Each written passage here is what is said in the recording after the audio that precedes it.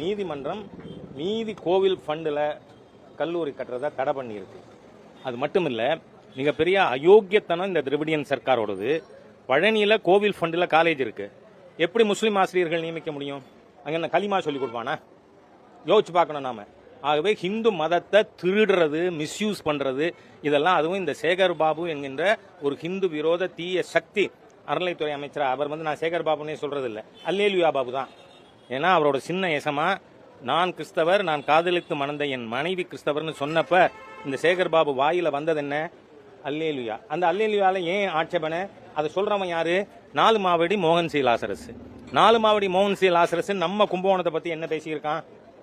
கும்பகோணத்தில் பாருங்கள் எத்தனை சாத்தானின் கூடங்கள், காஞ்சிபுரத்தில் பாருங்கள் எத்தனை சாத்தானின் கூடங்கள். நான் கேட்கிறேன், இந்த ஹிந்து விரோத தீய அரசு ஸ்டாலின் அரசாங்கம் இன்னி வரை மோகன் சி லாசரஸை ஏன் கைது பண்ணல? அப்படின்னா நீங்க அவன் சொல்றதோட உடன்படுகிறீர்கள். அதனாலதான் இந்த அல்லேலுயா பாபு ஹிந்து மத விரோதமா அந்த கோஷத்தை போட்டாரு. அதனால கோவில் பணத்துல கல்லூரிகள் கட்டுவது கோவில் வேலை இல்ல. Every endowment is separate entity. அதனால ஒவ்வொரு கோவிலுக்கான அறக்கட்டளையில் வேத பாடசாலை இருக்கணும்னா வேத பாடசாலை இருக்கணும், தேவாரம் திருவாசகம் சொல்லி கொடுக்கணும்னா தேவாரம் திருவாசகம் சொல்லி கொடுக்கணும். அது செய்யாம அந்த ஃபண்டில் நான் உயர்கல்வித்துறை அமைச்சர் பண்ண வேண்டிய வேலையை நீ யார் பண்றது? ஆகவே இதெல்லாம் ஹிந்து விரோத அராஜக செயல். அதனால இதில் பாரதிய ஜனதா கட்சிக்கு உடன்பாடு இல்லை.